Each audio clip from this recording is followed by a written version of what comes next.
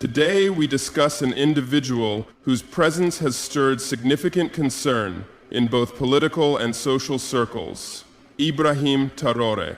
His rise to prominence has been both swift and controversial, with his influence growing to a point where it poses a direct threat to the stability of certain regions and, in some cases, national security. And with this, he gains power and followers. One of the primary reasons Ibrahim Traoré is seen as a threat is his willingness to engage in extremist ideologies.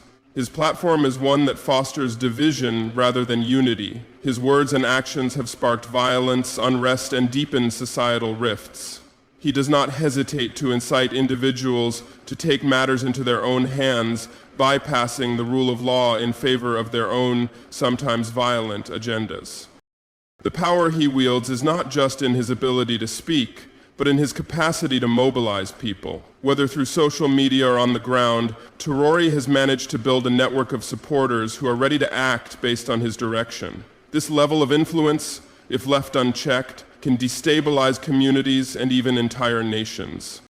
What makes him particularly dangerous is his strategic use of misinformation. With the speed at which information circulates today, a single statement can be amplified, distorted, and weaponized to create chaos. Traoré has shown a knack for spreading half-truths and rumors, creating an environment of fear and suspicion which weakens the trust that binds society together. Beyond the words, his actions reflect a disregard for peace and unity. While some may argue that his views represent a legitimate expression of frustration or a fight for justice, the methods he employs cannot be justified. No society can thrive if it is constantly divided by fear, hate, and the promise of violence as a solution. In conclusion, Ibrahim Traoré represents a unique threat, one that capitalizes on the power of words, the emotions of the masses, and the vulnerabilities of fractured societies. His ability to manipulate, divide, and incite makes him a force that cannot be ignored. For the sake of stability, peace, and unity, it is imperative that we remain vigilant, stand against division, and work towards creating a society where dialogue and understanding prevail over hatred and extremism. Who has, through his astute understanding of public sentiment, become a master manipulator of public opinion. In today's digital age, where information spreads at the speed of a click, this ability is not just valuable but dangerous. Traoré has honed the skill of identifying and capitalizing on societal grievances, particularly those that resonate deeply with vulnerable or marginalized groups. These grievances, whether based on economic hardship, social injustice, or political disenfranchisement, are often raw, emotional, and ripe for exploitation. Traoré taps into these emotions with precision, weaving a narrative that aligns with the frustrations of these communities. What makes him particularly effective in this manipulation is his ability to frame these grievances not just as personal or localized issues, but as part of a larger systemic problem, one that requires radical action for resolution. He doesn't simply acknowledge these issues, he amplifies them. By portraying the existing power structures as oppressive, he positions himself as a voice for the oppressed, someone who is advocating for their justice, their rights, and their future. This strategic positioning helps him gain credibility and support, especially among those who feel powerless or unheard in society. His manipulation is not limited to direct speech or rhetoric. With the rise of social media, Traoré has adapted his approach to take advantage of platforms where his messages can spread far and wide, often unchecked. His ability to craft sound bites that resonate with the public's core values or emotions makes him an effective digital influencer, capable of rallying masses with a single post. He doesn't rely solely on traditional means of communication, but has mastered the use of viral content, hashtags, and online communities to expand his reach. The viral nature of social media allows him to target a diverse audience and to present his message in a way that makes it difficult to challenge or question. His manipulation of public opinion is further facilitated by his ability to shift the focus from real, tangible issues to emotional ones.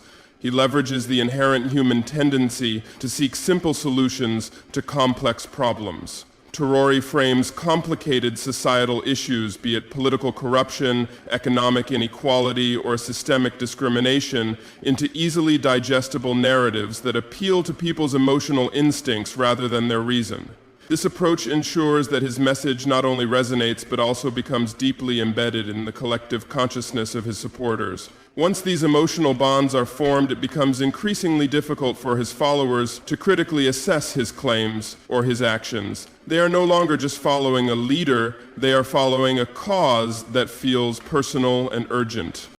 This capacity to manipulate public opinion is not a mere skill, it is an immense source of power. When large groups of people are swayed by a leader's narrative, their collective behavior can be directed in dangerous ways. In many cases, this manipulation has led to the erosion of trust in the media, the political system, and social institutions. People who are caught up in the fervor of these manipulated messages are often unable to see the broader picture or consider the long-term consequences of their support. For an individual like Traore, what is equally dangerous about this manipulation is its potential to foster division. While it is not uncommon for political leaders or social activists to voice opposition to the status quo, Traore takes a more extreme approach. Rather than advocating for reform, understanding, or dialogue, he pushes a divisive agenda that pits groups against each other. His narrative frames society as a battleground between the oppressed and the oppressor, creating an environment of distrust and hostility. This division weakens the social fabric, making it easier for him to exert control over his followers and harder for society to come together in pursuit of common goals. Moreover, by focusing on the perceived injustices faced by certain groups, he inadvertently creates an us versus them mentality. His rhetoric suggests that reconciliation is impossible without a radical change in the power structure, further entrenching feelings of alienation and resentment. As a result, rather than working toward peaceful solutions or mutual understanding, his followers are primed for conflict and resistance. The more divided society becomes, the more Traore's influence grows. Because in a fractured society, people are more likely to seek out leaders who promise quick fixes and a sense of belonging, even if those solutions are built on misinformation and distortion. The effectiveness of Traore's manipulation also hinges on his ability to adapt to the moment. He is not static in his approach, but constantly evolves his rhetoric based on the shifting dynamics of public sentiment. Whether it's by capitalizing on the latest political scandal, amplifying economic hardship, or aligning with social movements, Traore knows how to stay relevant by framing his narrative in a way that matches the pulse of the times. This adaptability keeps him ahead of his opponents and maintains his grip on the public imagination, even when his past actions or statements might have been questioned. In conclusion, the manipulation of public opinion is one of the most potent weapons in Ibrahim Traore's arsenal. He takes advantage of societal vulnerabilities, turning these grievances into fuel for a divisive narrative that appeals to emotions rather than reason. Through the power of social media, emotional appeal, and a constant reframing of societal issues, he has managed to sway large segments of the population and build a following that is not easily dissuaded. This manipulation not only strengthens his position, but deepens the divisions in society, making it harder for communities to come together and work toward common solutions. In a world where information is power, Traore's ability to control the narrative gives him an alarming degree of influence. Prominence is not just marked by his ability to manipulate public opinion, but also by his inclination to incite violence and social unrest. While many leaders may seek to challenge the status quo through peaceful means or dialogue, Traore has repeatedly shown that he is willing to cross the line into rhetoric that encourages extreme action. His approach to mobilizing people is based on a strategy that amplifies anger and frustration, often leading to violent outbursts and disruptions in public order. This tendency to advocate for extreme measures and radical actions poses a direct threat to social stability and the rule of law. At the heart of Traore's strategy is his skillful use of inflammatory language that is designed to provoke an emotional and visceral response from his followers. He is not content with merely addressing grievances. He intensifies them by framing issues in a way that suggests immediate, drastic action is required. Whether it's the portrayal of government officials, institutions, or specific groups as enemies of the people, Traore's rhetoric paints a picture of an unjust world that can only be corrected through force. This framing has a powerful effect on his audience, creating a sense of urgency and an us versus them mentality that often pushes individuals to take matters into their own hands. This incitement to violence is not always overt or explicit, rather it often comes in the form of subtle suggestions or dog whistles that rally his followers to the cause. Traore's speeches frequently emphasize the idea that existing political or social systems are inherently corrupt, and that traditional means of protest, such as voting, legal challenges, or peaceful demonstrations, are ineffective. He encourages his followers to reject these avenues and instead take direct action, often positioning themselves as soldiers in a righteous battle against an unjust establishment. This message, while appealing to those who feel disillusioned by the system, undermines the foundations of democratic institutions and the rule of law. The impact of this rhetoric on his supporters is profound. When people are continually exposed to such messaging, it alters their perception of what is acceptable in the pursuit of change.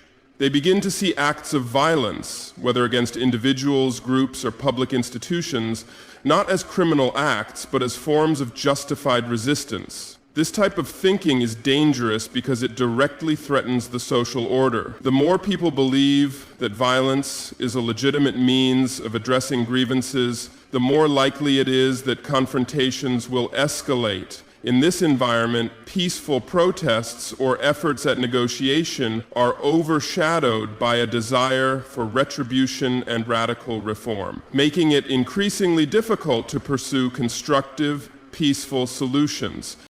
The consequences of Traore's incitement to violence extend far beyond just a few isolated incidents. His rhetoric fosters an atmosphere of fear, where communities are torn apart by tension and distrust. Social unrest becomes the norm, with protests, riots, and clashes between different factions spilling over into violence. Public spaces, once viewed as places for peaceful gathering or civil discourse, become battlegrounds for competing ideologies. The stability of neighborhoods, towns, and cities is undermined as a result. People become less willing to engage in dialogue or cooperation, knowing that doing so could put them in direct conflict with those who are consumed by the message of violence.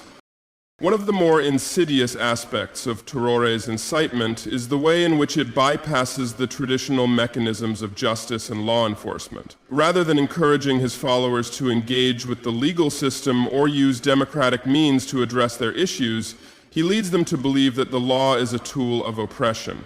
This creates a dangerous situation where people act outside the law, emboldened by the belief that their cause justifies any action. In doing so, they effectively undermine the legitimacy of state institutions, leading to a breakdown in governance and an erosion of public trust in the authorities. The resulting chaos leaves societies in a state of constant flux, where lawlessness prevails and the state struggles to maintain control. Moreover, Traore's ability to mobilize followers means that his influence extends far beyond the immediate context of his speeches. As his supporters take to the streets or engage in violent actions, they often recruit others to their cause, further escalating the cycle of unrest. Each incident of violence or civil disturbance adds fuel to the fire, with tensions escalating to the point where it becomes nearly impossible to de-escalate the situation without significant intervention. As violence spreads, it takes on a life of its own, with groups increasingly willing to engage in acts of violence as a means of demonstrating loyalty to the cause. The impact on national security cannot be overstated. When groups of people feel empowered to defy the rule of law and resort to violence as a form of protest, it undermines the very fabric of the state. Institutions designed to protect citizens and maintain peace are threatened, and the ability of law enforcement and government officials to restore order becomes more complicated. The longer this environment of unrest persists, the more difficult it becomes to reintegrate the affected communities back into the broader social and political systems. The result is a nation divided, where large segments of the population see themselves in opposition to the government and the legal institutions meant to protect them. In conclusion, Ibrahim Traoré's incitement of violence and unrest is one of the most significant threats he poses to both society and national security. His rhetoric, which encourages his followers to abandon peaceful methods of protest and instead turn to radical and violent action, undermines the social order and threatens the rule of law. The destabilizing effect of his influence is felt not only in the immediate disruptions caused by unrest, but also in the long-term damage to the very institutions that uphold peace and stability. As long as this incitement continues, the potential for further violence and social division remains a pressing concern.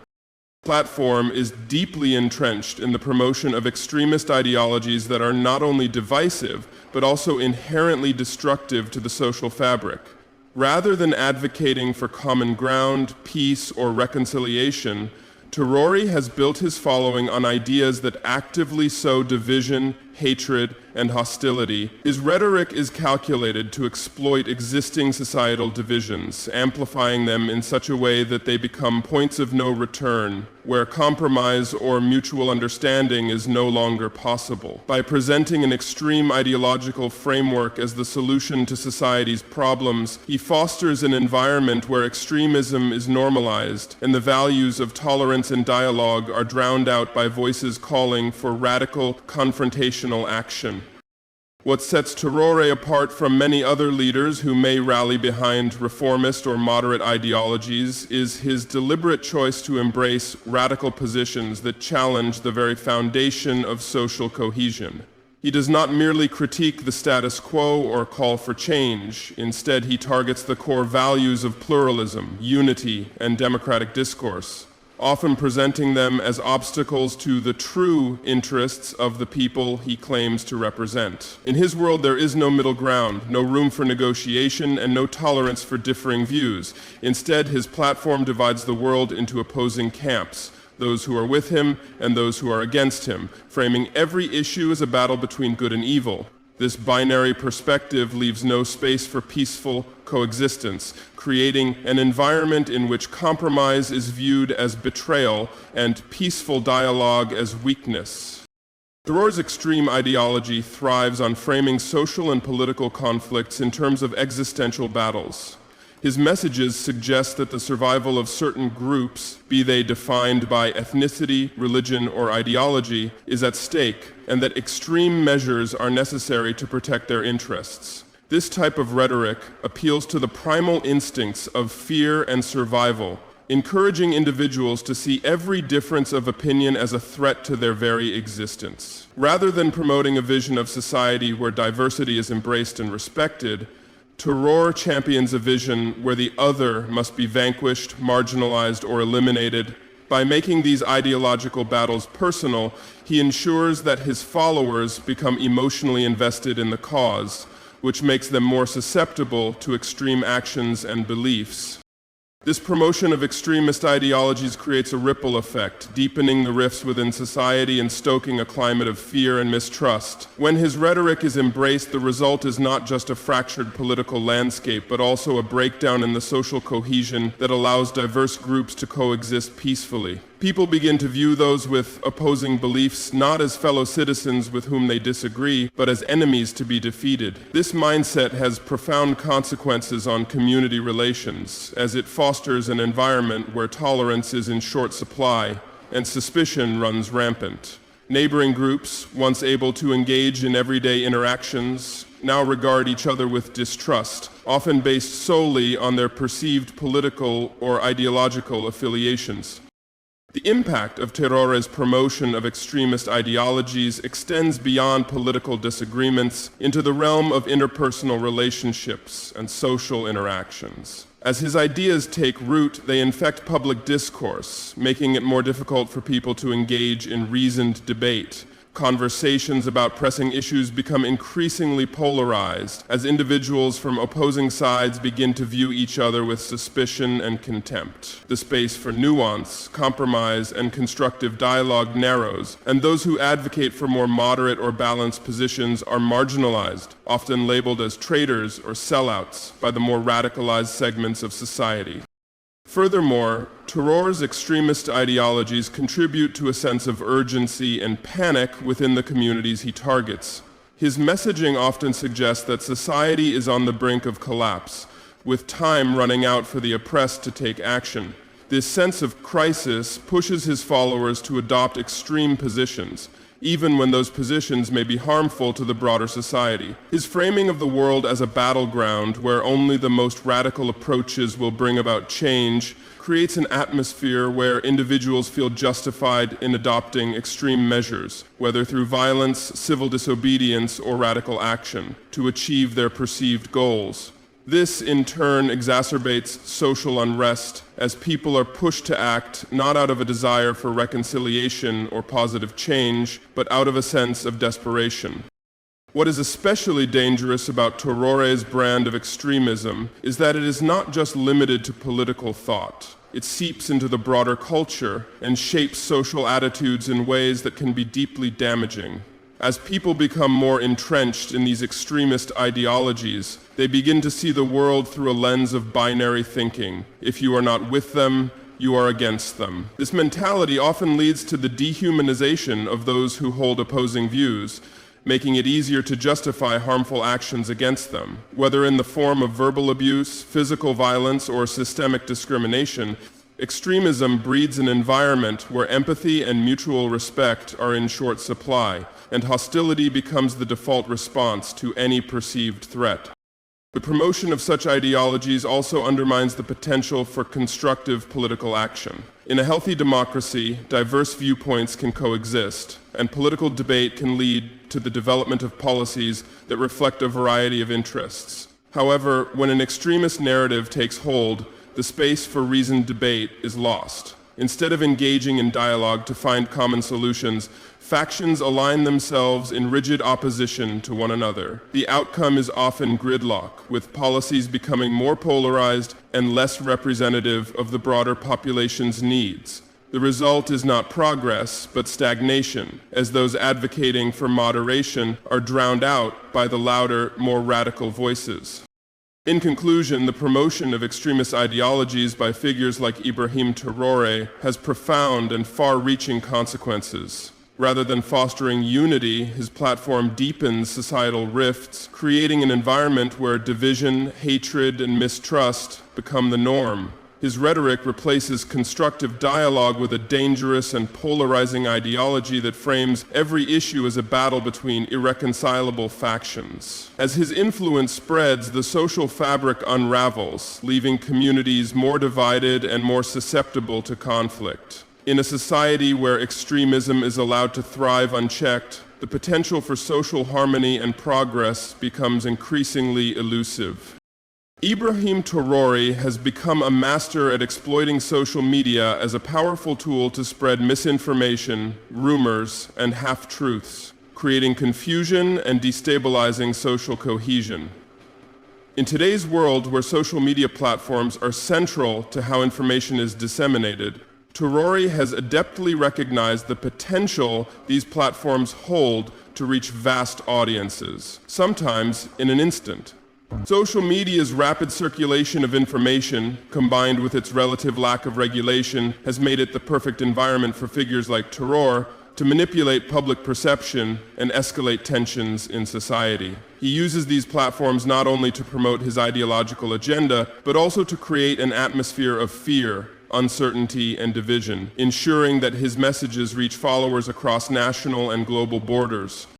One of the primary ways Traoré exploits social media is by harnessing its viral nature, the ability to share posts, videos, or messages rapidly across networks enables him to amplify his voice far beyond traditional media reach. A single tweet or Facebook post, for example, can quickly go viral, reaching millions of people in a matter of hours. This makes it possible for him to spread his ideas, often in the form of emotionally charged statements, before anyone has a chance to fact-check or critically assess the information.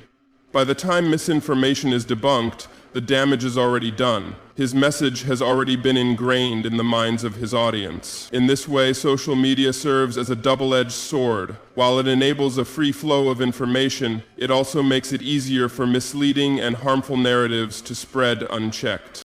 Traore doesn't just use social media to express his views, he uses it to manipulate and control narratives. By crafting messages that evoke strong emotional responses, anger, fear, resentment, he ensures that his followers are not only consuming content, but also reacting to it with heightened emotions. For instance, rather than presenting objective facts or nuanced arguments, he presents simplified black and white versions of complex issues, making it easier for his followers to internalize his message. This tactic is especially effective in times of crisis, when people are already emotionally vulnerable and looking for explanations or answers. In such moments, Traore's ability to frame issues in terms of a binary conflict, us versus them, oppressed versus oppressor, appeals to his audience's emotional state, making them more likely to engage with and share his content, thus spreading it further.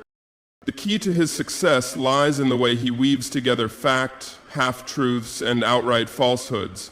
He doesn't necessarily spread only outright lies. Rather, he mixes accurate information with falsehoods or selectively omits key details to distort the truth. This technique allows him to maintain a veneer of credibility, as his followers may see certain elements of his messages as grounded in reality. However, by omitting critical pieces of information or by twisting facts to suit his narrative, he creates a misleading picture of reality. For example, he may take a real incident, such as a protest or political conflict, and frame it in a way that exaggerates the scope of violence or paints one side as completely innocent and the other as completely guilty. This not only misguides the public but also fuels tensions, increasing polarization between groups with differing opinions. Social media also allows Traore to target specific audiences with tailored messaging, a tactic that further enhances his ability to manipulate public perception. With algorithms designed to prioritize content that generates high engagement, Traore can craft messages that are optimized for virality, ensuring they are seen by people who are already predisposed to share similar views. He can also use platforms to form echo chambers, where his supporters are surrounded by content that reinforces their existing beliefs, further radicalizing them and making them less likely to be exposed to alternative perspectives. This constant reinforcement of his message can gradually reshape how his followers view the world, often to the point where they accept his distorted narratives as truth, without ever questioning their accuracy or source. The speed at which misinformation spreads on social media makes it nearly impossible to contain once it has taken hold.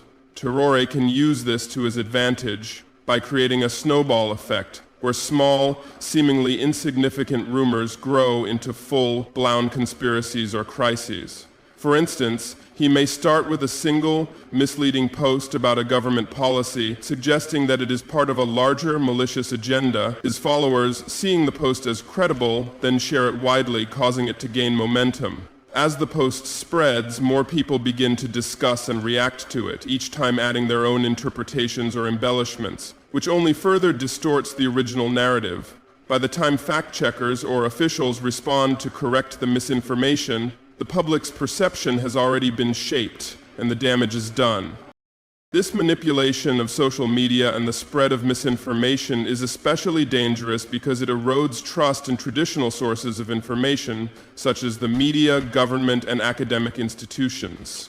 Traore's constant stream of misleading information undermines confidence in fact-based reporting, making it harder for people to discern what is true and what is false. When people are unable to trust the information they receive, they become more susceptible to believing and spreading fake news or conspiracy theories. This not only destabilizes social cohesion, but also erodes the foundation of democratic institutions, which rely on an informed citizenry to function effectively. The divisive nature of the misinformation propagated by Traore is another key aspect of its destabilizing impact. As false narratives spread, they often create divisions within communities, further polarizing the population. People begin to view each other not as fellow citizens with differing opinions, but as adversaries or even enemies. The more these divisions grow, the harder it becomes to bridge the gaps between opposing groups. In some cases, this division can lead to violent clashes, as individuals or groups, emboldened by misinformation, take matters into their own hands, convinced that they are fighting for a righteous cause. Traore's rhetoric, amplified by social media, contributes directly to this environment of hostility, making it harder for society to find common ground and work towards solutions. In conclusion, Ibrahim Traoré's exploitation of social media and the spread of misinformation are central to his ability to manipulate public perception and destabilize social cohesion. By leveraging the viral nature of social media, Traoré can spread his messages far and wide, often in the form of half-truths and outright falsehoods. This not only distorts the truth, but also creates confusion, deepens societal divisions, and undermines trust in democratic institutions. In an age where information is power, Traore's ability to control the narrative through misinformation makes him a dangerous force, capable of inciting fear, hatred, and unrest across wide segments of society. Ibrahim Traoré has shown an exceptional ability to mobilize a large and dedicated group of followers who are not merely passive listeners but active participants in his radical agenda. This influence he wields over his supporters allows him to direct their actions in ways that can have far-reaching and dangerous consequences. Through his rhetoric and manipulative tactics, Traoré has built a loyal following that is primed and ready to act on his directives, often with little regard for the legality, morality, or long-term consequences of their actions. By tapping into the emotional and ideological vulnerabilities of his followers, he has created a movement that is not only loyal to him, but also willing to engage in dangerous activities that destabilize social order and perpetuate cycles of violence and unrest. One of the primary ways Traoré has managed to mobilize his followers is through a deep and emotionally charged connection to his cause. His speeches and messages are crafted to tap into the deep frustrations and anger of his supporters, often focusing on grievances that resonate strongly with certain groups. These grievances can range from perceived political disenfranchisement to economic inequality, but Traoré's brilliance lies in his ability to amplify these feelings of victimization and turn them into a collective cause. He convinces his followers that they are fighting for something much larger than themselves, a battle for justice, for the survival of their identity, or for a better future. This framing not only creates a sense of shared purpose, but also makes individuals feel personally responsible for the success of the cause. It transforms them from passive observers of societal issues into active participants in a movement they believe is urgent and vital. His ability to inspire such loyalty is also rooted in his capacity to provide his followers with a clear and compelling enemy. By framing societal problems as a result of deliberate oppression or exploitation by a particular group or system, Traoré positions himself and his followers as the champions of the oppressed. This us versus them narrative is powerful because it simplifies complex issues and provides a direct target for the frustration and anger his followers feel. The clearer the enemy, the more galvanized the movement becomes, as followers are not merely protesting for change, they are fighting a battle against an enemy they perceive as unjust and dangerous. This sense of righteous indignation gives his followers the emotional and ideological justification to act in extreme ways, even if those actions involve breaking the law or engaging in violent tactics. Another tactic Traoré uses to mobilize his followers is through the creation of an insular, highly controlled ideological environment. Using social media and other forms of communication, he creates a space where his followers are constantly exposed to his messages, reinforcing his narrative and ensuring they remain ideologically aligned with him. He creates echo chambers where dissenting opinions are silenced, and all that matters is the perpetuation of his message. This isolation from alternative viewpoints is crucial because it reduces the likelihood that his followers will critically engage with information that challenges their beliefs. Instead, they become increasingly radicalized and more susceptible to taking extreme actions in the belief that they are fulfilling a moral duty. The more entrenched these followers become in Traore's ideology, the more likely they are to engage in actions that promote his dangerous agenda, from organizing protests and civil disobedience to supporting violent uprisings or illegal activities. One of the most concerning aspects of Traore's ability to mobilize his followers is his capacity to encourage and justify violent actions. His rhetoric often contains subtle, and sometimes not so subtle, calls to arms, framing violence as not only acceptable but necessary to achieve the movement's goals. Whether directly or indirectly, Traore implies that peaceful methods of protest are ineffective and that only through forceful action can meaningful change be achieved. This rhetoric fuels a dangerous mentality where his followers begin to view violence as an inevitable part of their struggle. Once this mindset takes root, it becomes easier for his supporters to justify violent actions, whether they are in the form of street protests that turn into riots, attacks on political opponents, or the targeting of perceived enemies within society. Traore's ability to convince people that their actions are not just justified but righteous plays a crucial role in motivating them to take extreme steps that they might otherwise avoid. Furthermore, Traore has shown an adeptness at leveraging the power of peer pressure and group dynamics to maintain his control over his followers. People are social creatures, and once a group begins to form around a particular ideology, it becomes difficult for individuals within that group to break away without feeling isolated or ostracized. Traore capitalizes on this group mentality by fostering a sense of loyalty among his followers, making them feel like they are part of an in-group that is fighting for a noble cause. This sense of belonging can be incredibly powerful, as it creates an environment where people are willing to take greater risks and engage in activities they might otherwise deem unacceptable. The desire to be part of something larger than themselves, combined with the pressure to conform to the group's norms, makes it difficult for individuals to step back from the radical actions that Traore encourages. This combination of ideological alignment, emotional investment, and peer pressure creates a potent force that can lead his followers to take extreme measures in pursuit of his dangerous agenda. It is not enough for them to simply support him from a distance. They are urged to act on his behalf, whether through demonstrations, direct actions, or even violence. This action-oriented mentality makes his movement more dangerous than one that is simply based on passive support. It means that there are people ready and willing to carry out the ideas and policies that Traore advocates, no matter how extreme they may be. The repercussions of this mobilization are deeply destabilizing. Once his followers begin to act on his agenda, they become active agents in the creation of chaos and division within society, whether through protests that spiral into riots or targeted violence against political enemies. The actions of Traore's followers have the potential to create long-lasting damage to social stability. Their radicalization, fueled by Traore's manipulative influence, threatens not only political institutions but also the very cohesion of society itself. As the movement grows in strength and number, the ability to contain it or prevent its radical actions from escalating becomes increasingly difficult, leading to broader societal unrest.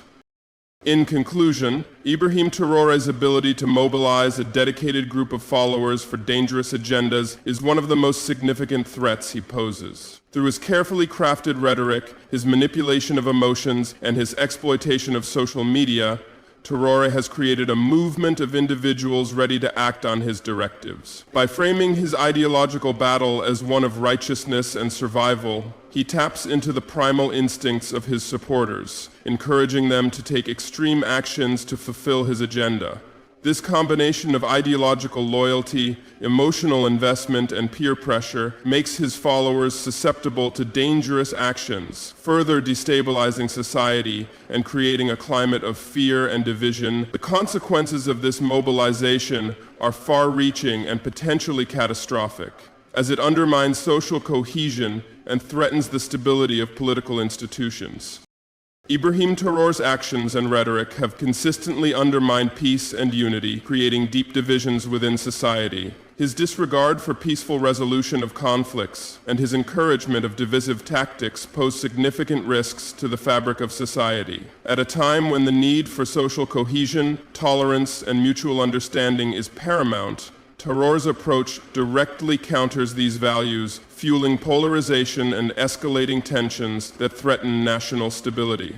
Instead of advocating for dialogue, compromise, and peaceful means of resolving differences, Traore exploits societal rifts, intensifying conflicts and undermining the very principles that sustain social harmony. One of the most striking aspects of Traore's approach is his reluctance or perhaps outright refusal to engage in peaceful dialogue or constructive conflict resolution. In situations where peaceful negotiations could de-escalate tensions and promote understanding, Traore instead chooses to heighten the animosity by framing conflicts in zero-sum terms.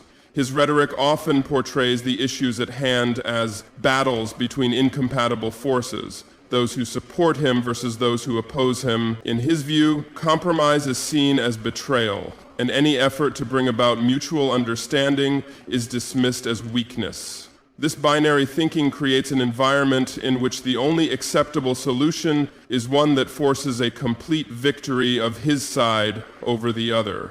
This not only exacerbates conflict, but also removes any possibility for reconciliation, making it nearly impossible for people from opposing sides to come together in pursuit of shared goals.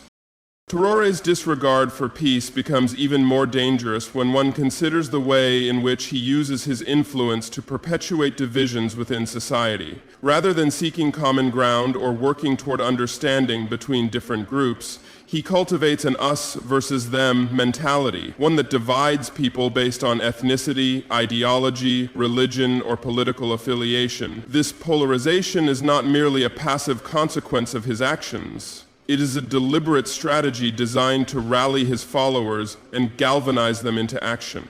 By casting certain groups as enemies or threats, Traore ensures that his supporters view those who disagree with them as not just opponents, but as enemies to be defeated. This deepens societal fractures and fosters a climate of mistrust, where individuals from different backgrounds are seen as irreconcilable and dangerous.